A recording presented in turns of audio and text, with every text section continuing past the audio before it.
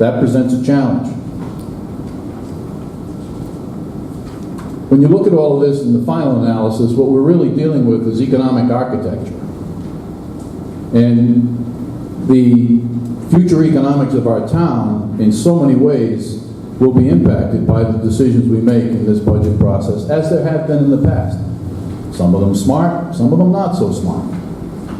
And what I'm trying to wrestle through is make certain that we do everything that we possibly can to be fair to every taxpayer. And it's easy to hate National Grid. You know, those words have been in some of the posts that have been made. It's ridiculous. It's really unfortunate that people take that kind of a perspective.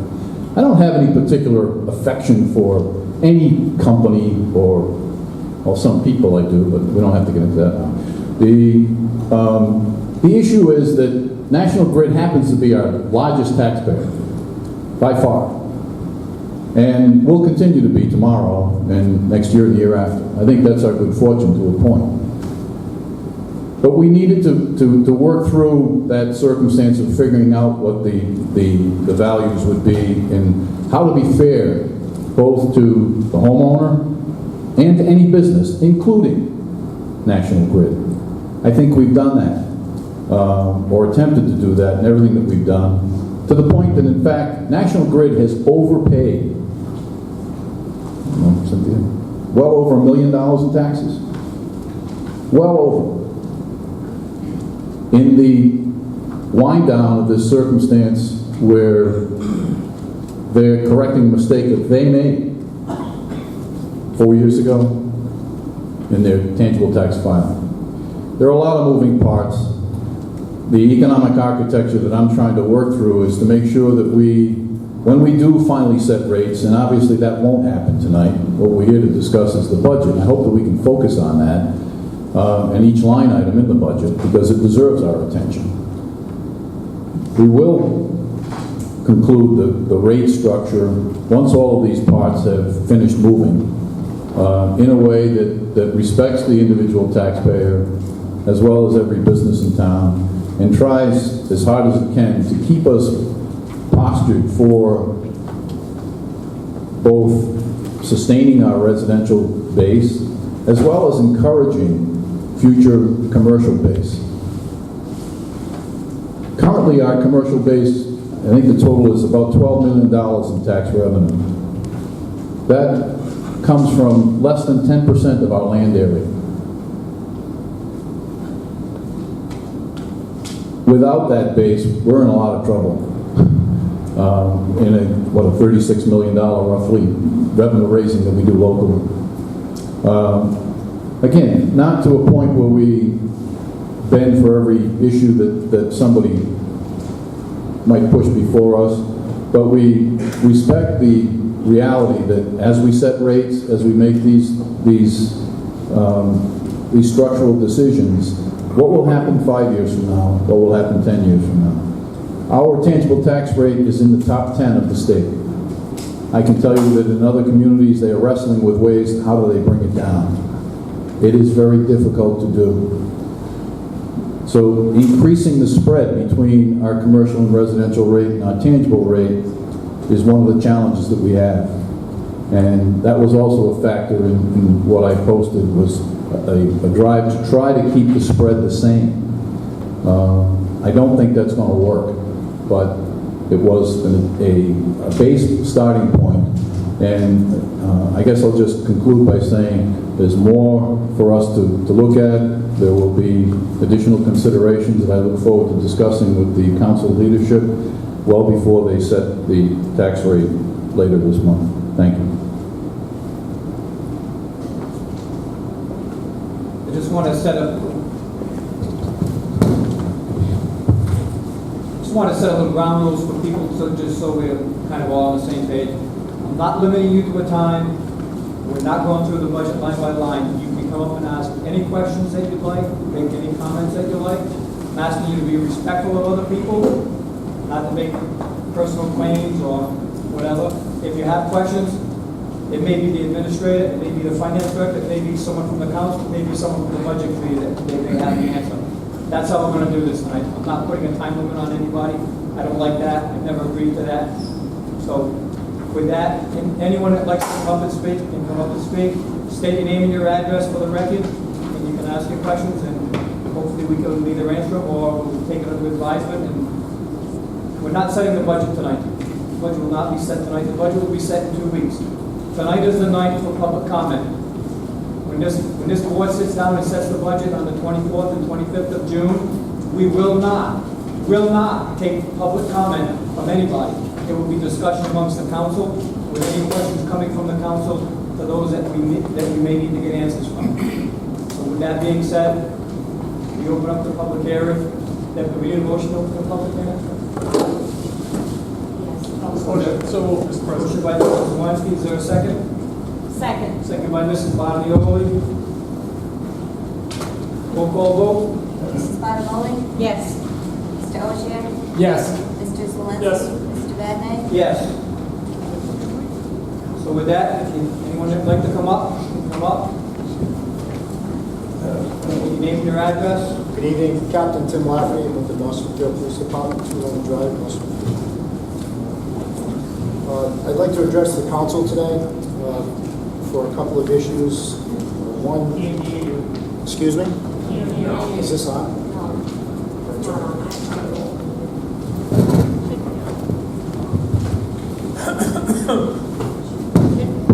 Can you hear me now?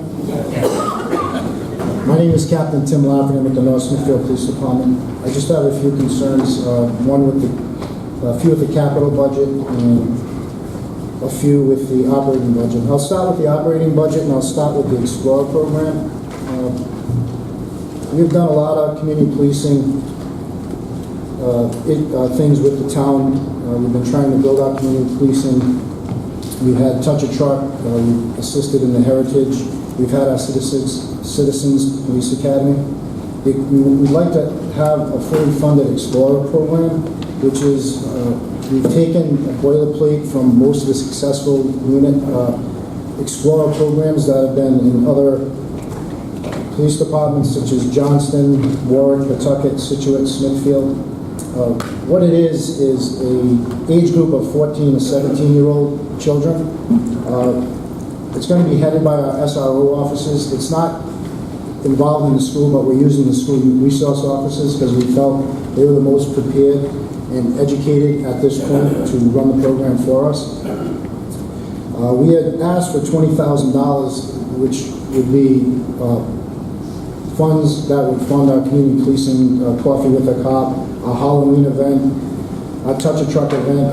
We usually have 2 Citizens Academies a year. That would part of that, those proceeds would fund that.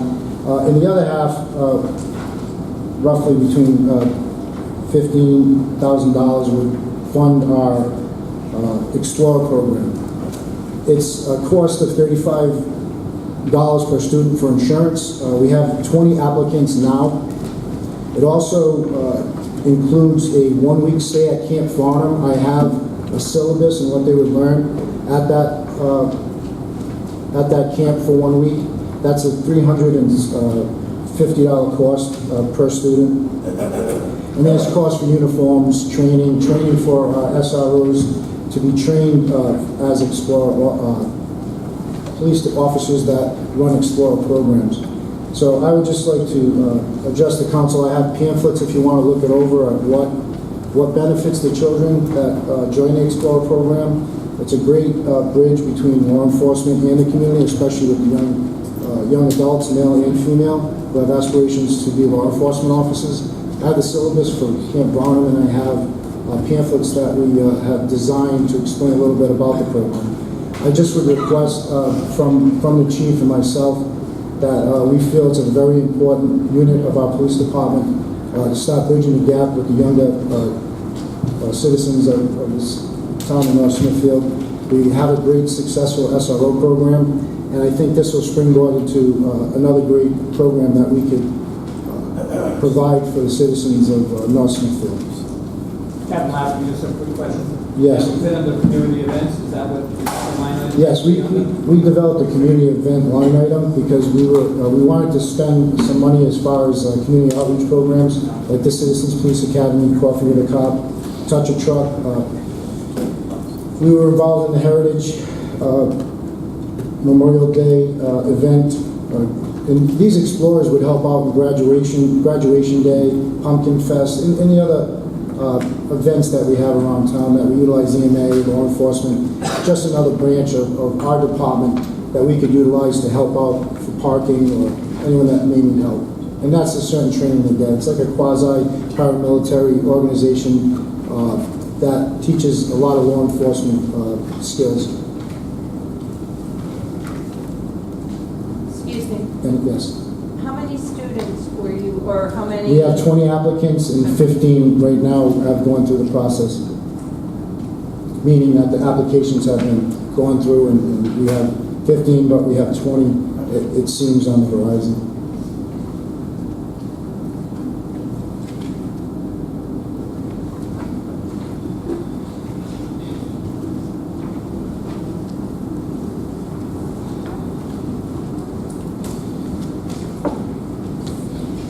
The other issue is kind of a double issue with the capital and the operating budget. I know I've sat down with you gentlemen for the budget, presented our budget and certain line items that I'm in charge of, one of which is communication maintenance and our radio system, which is more specifically our portable radios. Motorola provides our radios. We utilize two right now that were purchased on a grant, the 15 and 2500 radios from Motorola. Those are being phased out. They're not being supported. So it's almost like having an Apple III iPhone when they have an Apple 10. I have purchased, through attrition, 4 radios, 2 APX 6000s and 1 APX 4000. Those are the next generation models, the 6000 being the most, or the better one of the up-to-date models that law enforcement is using today. There's an approval for $51,600 from planning. I'd like to outfit all our officers with new radios. So we have 26 sworn members, so I would need funding for 24 radios. I have an up-to-date quote with the radio, all the software with it, the shoulder mic, battery charger, and batteries. Because that's what it encompasses when you issue a battery to a law enforcement officer when you come out of the academy. That price is $4,551.98. So if I could request at least, at the bare minimum, half of those radios, so if I could get at least 11 through the capital budget, I'd like to outfit all of them, but I know there's financial issues with the town, but at least half would be greatly appreciated. I would like to do all, but I would just like you to take that into consideration. Are there any questions on that? Oh, and the part 2 of it on the operating side, the line item called communication maintenance, I use for through the year if we have a radio that cannot be fixed. So if a radio, it breaks down or its digital capacity, we send it to a radio depot, which is Cybercom is our radio providing service that we have work on the radios. And of course, I haven't done one in a while, but it was like $500-something just to tell me that it's broken. So when those radios break down, and they're not usable anymore, I use that line item to purchase radios. And since one radio is $4,500, I'd like to increase that communication maintenance another $10,000. So in the event that I have 2 radios that are broken, I have 4 that are down now that I have. I even lent out my own radio so patrol would have one, and I'm using one that I need to get fixed. So I would like the town council to take that into consideration as far as the communication maintenance line item, the capital expenditure for radios as an important part of our job. The radios is important as a fire. Yes. So 11 radios, $4,500 a piece. Extra batteries, or are they self-contained, and is it like a game charging station? It's a separate battery that goes into a charger. We utilize 2. They have an expiration on them, which is, I believe, off the top of my head, every 3 years I have to purchase new ones. So two, so they have always an extra battery. They're in charge of their own charging. They have their own charging station, which they need. We generally individualize it because it goes in their locker, and usually they're in charge of their own, their radio. Thank you.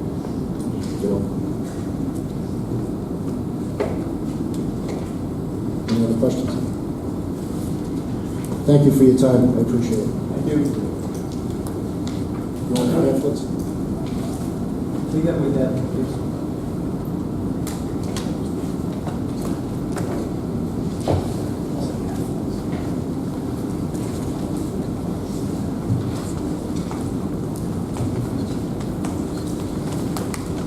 Hi, my name is Mark LeBossiere. I live at 30 Winchester Avenue, North Smithfield, Rhode Island.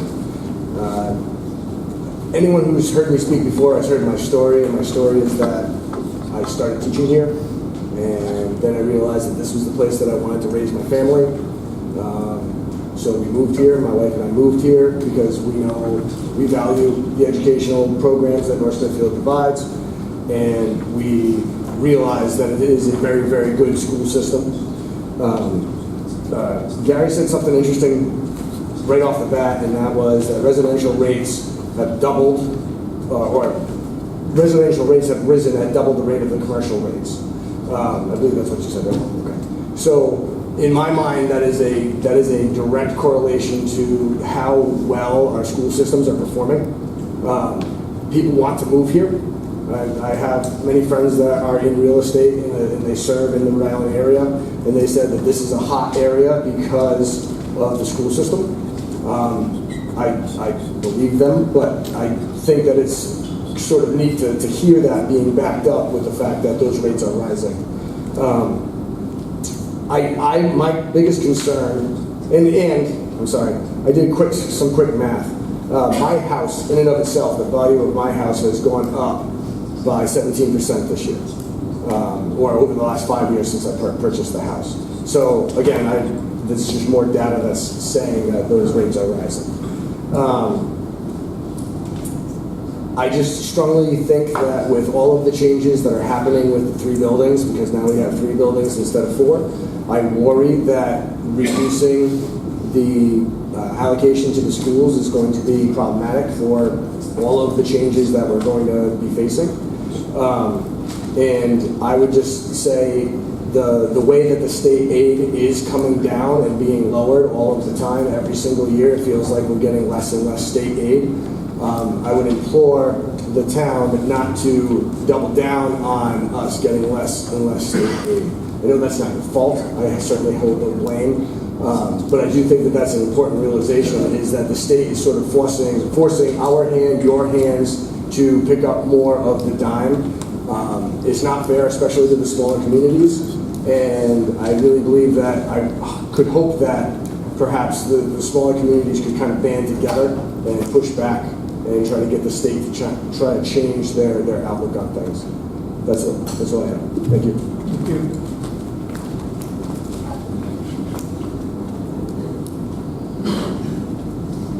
It's a public hearing. Anybody that'd like to speak, just come up. You don't have to raise your hand, just come up and speak. Public hearing. State your name and your address, please. Mike Rapko, 25 Old Greenville Road. I'd like to go through some of the expenditure portion of the budget, which is Appendix C, and I'll go through page numbers and just grab a couple items just for reference. If I go to Appendix C, page 4 of 13, the Conservation Commission budget. Here's the issue with the budget. If the $1,800 in the budget includes a beaver diverter, it's going to open the town up to litigation and fines. I contacted DEM today. I talked to the wetland supervisor and water resources, Monty Winsett, and he told me, and this is not the first person at DEM to tell me, you need a permit to use a beaver diverter. National Grid did get a permit when they had to do construction in the wetlands. So if the town approves the budget with that beaver diverter and it's used, it's opening the town up to litigation, and fines from DEM. It also could cause a problem for the Cherry Brook residents downstream. If there's any flooding, which happened 10 years ago when the beavers were not there, now there's a cause for concern that the residents have the option for litigation against the town for changing the water level in the swamp. So it's a dangerous path to go down. Also, on my property, which abuts the swamp, there's an easement. It's unfortunate the Conservation Commission has been cutting trees and brush on my property without even notifying me. I mean, I'm willing to work with them, but they don't even call me.